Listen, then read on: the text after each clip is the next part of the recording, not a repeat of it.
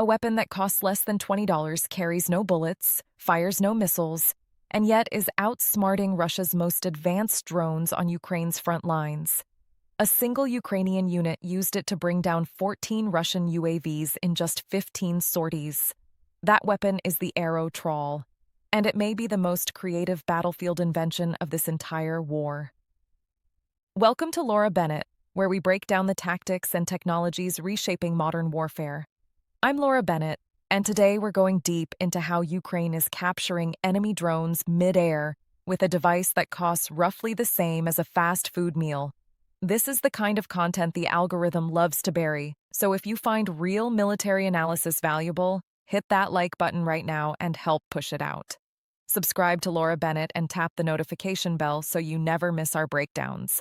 Stay until the end. I'll wrap up with a question I genuinely want your take on in the comments. Let's get into it. Ukraine's fight against Russian drones isn't one war. It's two completely separate wars being fought in two completely different theaters simultaneously, each demanding its own strategy, its own weapons, and its own level of resources. Understanding this distinction is essential to understanding why the Arrow Trawl exists and why it matters so much. The first theater is deep behind the front lines. This is where Russia launches its nightly waves of long-range Iran kamikaze drones and cruise missiles against Ukrainian cities, power grids, water infrastructure, and ammunition depots. Stopping these threats requires the kind of high-end, expensive hardware that makes headlines. Systems like the American Patriot Missile Defense Network, Germany's Iris-T, air-to-air missiles fired by Ukrainian fighter jets and helicopters, and vehicle-mounted machine gun platforms like the German Gepard. All of these are supported by dense networks of radar installations, thermal imaging arrays, and even acoustic detection systems that identify, track, and guide interceptors onto incoming threats before they can reach their targets. The second theater is the front line itself. 800 miles of active combat as of September 2025, according to Ukraine's top military commander, General Oleksandr Syrsky. That figure represents a growth of roughly 125 miles over the preceding year alone, forcing Ukraine to manage between 160 and 190 separate combat engagements every single day. This is where the Patriot cannot help you. This is where cost and scalability matter more than raw capability. The threats here are smaller, faster, and far more numerous. Reconnaissance drones scanning for artillery positions, FPV kamikaze quadcopters diving at infantry in trenches, and ambush UAVs lurking along supply roads waiting to strike passing vehicles. On this front line, two types of drones define the battlefield equation: reconnaissance drones and kamikaze FPV drones. Russia's most widely deployed reconnaissance platform is the Orlan-10, a fixed-wing drone in mass production since 2010 that can be catapult-launched directly by artillery units on the ground. It carries electro-optical and infrared cameras and, in some variants, the Lear-3 electronic warfare system capable of jamming radio and cellular signals within a 3.7-mile radius. Russia also deploys the 4-post and 4-post-R, medium-altitude, long-endurance systems based on Israel's Searcher Mk2, capable of carrying small laser-guided bombs. Add the Zastava, the Tachyon flying wing, and the Zala 421-16E5, and Russia fields a diverse, layered aerial surveillance network that keeps Ukrainian positions under constant observation, hunting for tanks, artillery, communications gear, and increasingly, the drone operators themselves.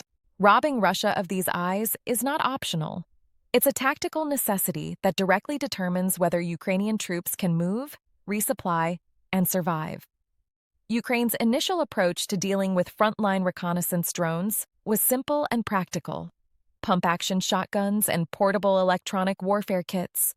The electronic warfare devices work by jamming the radio frequencies used to control Russian drones, causing them to miss targets, crash, fly erratically, or, in some cases, autonomously return to their launch points. Today, finding a Ukrainian infantry unit without both a shotgun and an EW kit is genuinely rare.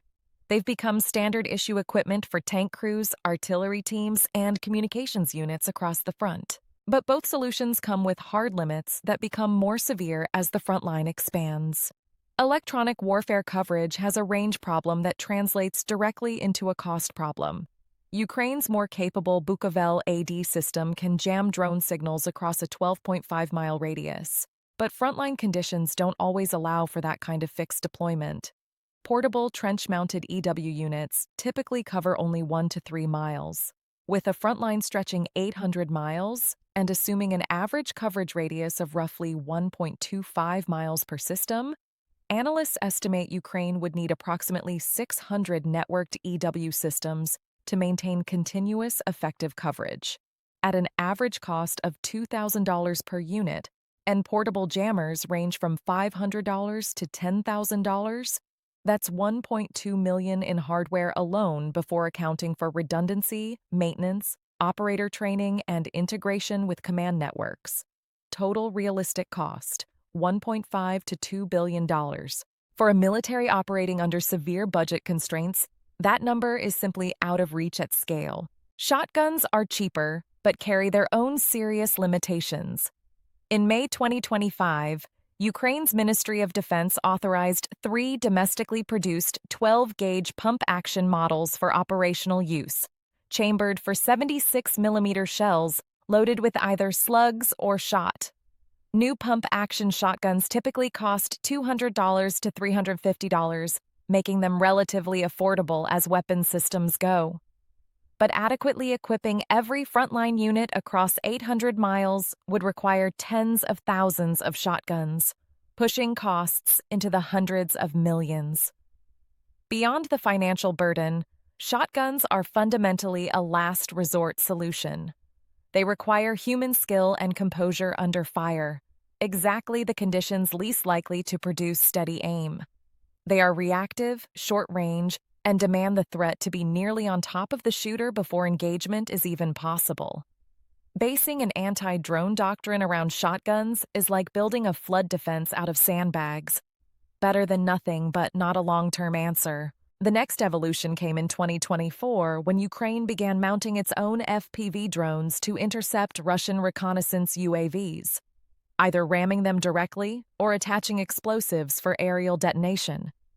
With annual FPV production estimated in the millions, Ukraine had the supply to make this viable. The approach worked, but it exposed a new problem. Every intercept consumed a Ukrainian drone. It was a one-for-one trade. Effective, but wasteful in a conflict where every resource counts.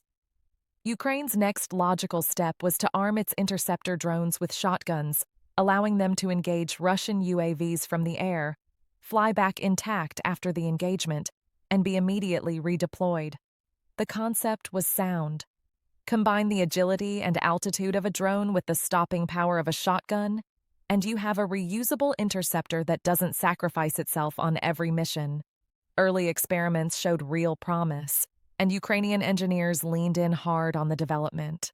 But arming a drone with a shotgun introduced 2 new engineering problems that proved difficult to solve. First, shotguns mounted on drones can only fire 1 or 2 shells before requiring reloading, a practical ceiling that severely limits engagement opportunities per sortie. Second, and more critically, the recoil from firing creates an abrupt force that, if not perfectly balanced on the drone's frame, can destabilize the platform mid-flight. An unbalanced recoil event doesn't just reduce accuracy. It can flip the drone entirely, sending a $500 piece of equipment into an uncontrolled crash. Solving the recoil problem became the central engineering challenge. This is where Ukrainian engineer Andriy Pavlovsky entered the picture. Pavlovsky had been embedded in Ukraine's weapons development community from the first days of the full-scale invasion, initially designing logistics robots and bomb disposal systems for soldiers at the front. When the aerial dimension of the conflict intensified and drones became the dominant tactical threat on both sides, he shifted his focus entirely to the anti-drone problem. His first breakthrough was a recoil-free shotgun shell, a patented design that produces almost no perceptible kick when fired from a drone platform in midair. The shell addressed the stability problem directly and offered a genuine path toward reliable drone-mounted shotgun interceptors. But even as he refined that invention, Pavlovsky was quietly working on something he considered a secondary project. A simpler device, cheaper to produce, easier to deploy, and with capabilities that a shotgun shell could never match. He called it the Aerotrawl. While the recoil-free shell would destroy Russian drones, the Aerotrawl would do something far more valuable for Ukrainian intelligence. It would capture them alive. The contrast between the two approaches captures the broader evolution of Ukraine's drone warfare doctrine, from brute force destruction toward precision, intelligence-driven engagement that extracts maximum value from every encounter with the enemy. Destroying a Russian reconnaissance drone denies Russia its eyes temporarily. Capturing it intact hands Ukraine a treasure: firmware, encryption keys, operational parameters, and technical intelligence that can be reverse-engineered to build better countermeasures, better jammers, and better interceptors. The Aerotrawl is, at its core, elegantly simple, and that simplicity is precisely what makes it so compelling. Instead of firing projectiles or detonating explosives, it attaches to a carrier drone and captures enemy UAVs using a net-like trawl system. Visually, it resembles a sea trawl. The wide-mouth nets dragged behind fishing vessels or deployed by naval vessels to sweep for underwater mines. The entire assembly weighs just over 10.5 ounces, roughly one-fifth the weight of a shotgun-based interceptor, and attaches to any compatible quadcopter using simple ties or clips in approximately 1 minute. Critically, the device contains zero electronics: no circuit boards, no sensors, no processors, no batteries beyond those of the carrier drone. This is not an oversight. It is a deliberate design philosophy. Every other net-based anti-drone system currently on the market incorporates electronic components for targeting, activation, or autonomous guidance. Those electronics raise production costs, introduce failure points, complicate assembly, and require technical expertise to maintain. Aerotrawl eliminates all of that. The result is a device that a single person with no technical training can produce at a rate of up to 10 units per day, at a cost of just $18.50 per unit on Ukraine's Brave One market procurement platform. But what truly sets Aerotrawl apart from competing net-based systems is its structural design. Where other systems use conventional meshed nets to catch an entire drone, Aerotrawl uses vertical slings, thin, high-strength cords specifically engineered to snare an enemy drone's propellers rather than envelop the whole machine. The distinction matters enormously in practice. Conventional nets can be deflected by wind, create aerodynamic drag that affects the carrier drone's maneuverability, and are visually detectable from a distance. Aerotrawl's thin sling structure has negligible impact on aerodynamics, remains nearly invisible from standard operating distances, and in the Kevlar variant Pavlovsky has been testing, becomes virtually undetectable even from drone-mounted cameras until the moment of capture, at which point it is already too late for the Russian operator to react. In operation, the sequence is straightforward. A Russian reconnaissance drone is detected visually or by radar. A command is issued to launch the Aerotrawl carrier drone. Equipped with a thermal imaging camera, the Ukrainian operator approaches the target from an angle that keeps the slings out of the enemy camera's field of view. Multiple approach attempts are possible without triggering any alert on the Russian side. At the moment the slings snare the enemy drone's propellers, the Russian pilot has no warning, no time to react, and no ability to take evasive action. The Aerotrawl can then either release the captured drone immediately, letting it fall, or transport it back to Ukrainian positions for full technical exploitation once its battery drains. To fully appreciate what Aerotrawl brings to the battlefield, it helps to look at what it's competing against, both in terms of performance and cost. The net-based anti-drone market is not new, and several well-funded, sophisticated systems already exist and have seen combat use. Fortem Technologies' Drone Hunter F700 is arguably the most prominent. This autonomous VTOL drone uses a proprietary net gun system to fire rapidly expanding nets at hostile UAVs. It comes in two configurations: a small net for attacking Group 1 and 2 FPV-type drones, and a larger net designed to intercept bigger fixed-wing threats like Russia's Ukrain kamikaze drones. Captured drones are tethered and brought to controlled landings for forensic analysis. Para-Zero Technologies' Defender system offers another multi-configuration approach, deployable via interception drone, stationary turret, or handheld net gun, with nets ranging from 30 to 330 feet and engagement ranges from 6.5 to over 300 feet. It integrates with radar, command and control, and radio frequency systems, and is optimized for low collateral damage in urban environments. OpenWorks Engineering's Skywall Patrol fires a net attached to a parachute from a handheld launcher, ensuring a controlled descent of the captured drone. Ondas's Iron Drone uses AI-enabled automation with ballistic nets and parachutes for fully autonomous intercept and capture. Russia has its own version, the NetComet system, which deploys small interceptor drones to launch nets at Ukrainian UAVs. But NetComet's rectangular design creates a sail effect at high speeds, reducing maneuverability and making it vulnerable to wind conditions. The vertical net design also prevents the interceptor from transporting captured drones back to Russian positions or adapting for secondary strike missions. These limitations directly inspired Pavlovsky's design choices. He studied NetComet's failures and built Aerotroll's architecture around solving each one. Now consider the cost comparison. Skywall 100's handheld launcher costs approximately $20,000, and that figure excludes the net projectile itself. Defender and Drone Hunter systems are estimated in the tens to hundreds of thousands of dollars per unit. Even Ukraine's own Varda Drone Hunter, a kinetic shotgun-based interceptor praised for its relative affordability at $320 per unit, is still 17 times more expensive than Aerotroll. Against Russian ambush drones valued at $1,000 to $2,500 each, and DJI Matrice 4T reconnaissance platforms worth approximately $5,000, an $18.50 capture device delivers a cost-to-capability ratio that no competing system can match. A Ukrainian unit that mastered the Aerotroll system achieved 14 confirmed drone intercepts across just 15 sorties, a kill rate that would be impressive for any system at any price point. The Aerotroll is not a static design. It is an actively evolving platform being refined in real time through direct battlefield feedback. Pavlovsky has structured the initial deployment deliberately. Several hundred units have been distributed to frontline military units with the explicit purpose of developing tactics, training drone operators, and generating operational feedback that feeds directly back into design improvements.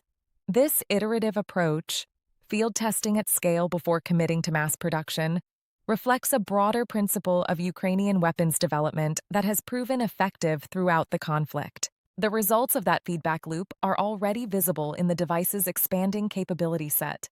Pavlovsky has adapted Aerotroll to carry small explosive charges, enabling it to function as a mine-laying platform or to engage high-value stationary targets like antenna arrays, communications towers, and artillery barrels. Tests at a dedicated training range confirmed that the carrier drone can successfully attach explosive charges to target structures and withdraw to a safe distance before detonation, adding an offensive dimension to what began as a purely defensive capture system. Material science is another active area of development. Kevlar slings have proven exceptionally promising, combining tensile strength with near-total visual invisibility. In Pavlovsky's own words, Kevlar slings are completely undetectable from both ground-level observation and drone-mounted cameras. Only at a distance of approximately 3 meters, roughly 10 feet, can an enemy drone operator potentially spot them. At that range, capture is already occurring. The near invisibility of the system means Russian operators receive no warning that interception is imminent, and the rapid, silent nature of propeller snaring leaves no time for evasive maneuvers once contact is made. The Aerotrol's development lineage is worth noting. Part of its conceptual inspiration traces back to the Russian Net-Comet system, specifically studying and solving its limitations. Additional inspiration came from the Ukrainian Dronarium Drone Academy, whose team demonstrated a similar trawl design at a competition in Japan in 2015 before encountering the same aerodynamic and practical challenges Pavlovsky ultimately solved. I was able to solve the issues of that decade-old design by taking a completely new approach, he recalled. Collaboration with Dronarium's experts during testing helped validate the revised design, and Pavlovsky subsequently proposed incorporating aerotrawl training into the Academy's curriculum, institutionalizing the system's use across the next generation of Ukrainian drone operators. The next frontier is serial production. A single, untrained individual can currently produce up to 10 aerotrawls per day, but until recently, Pavlovsky was producing them largely alone. Plans to scale manufacturing are in progress, and the $18.50 unit cost means that even a modest production facility could supply the entire front line at a fraction of what any competing system would cost. The aerotrawl is not just a clever gadget. It is a case study in how constrained, inventive engineering can punch well above its weight in modern conflict, and a window into where drone warfare is heading for every military force paying attention. Ukraine's battlefield has become the world's most active laboratory for drone innovation, and the lessons being learned in those trenches are being studied by defense establishments from Washington to Beijing to Brussels. The most important lesson aerotrawl teaches is not technical, it is doctrinal. For decades, the dominant assumption in Western military thinking was that technological superiority in hardware wins wars. Spend more, build better, deploy faster. That logic produced the Patriot, the F-35, and billion-dollar naval systems. It is still valid at the strategic level.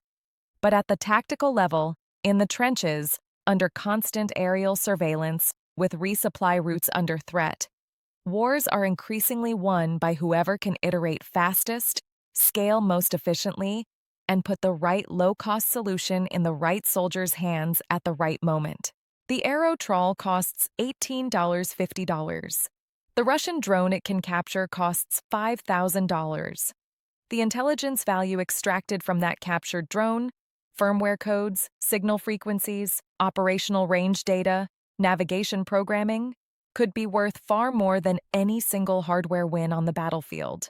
Ukraine is not just taking drones out of the sky, it is harvesting intelligence from each capture, feeding it back into its electronic warfare programs, its interceptor development pipeline, and its understanding of how Russian drone operators think and adapt.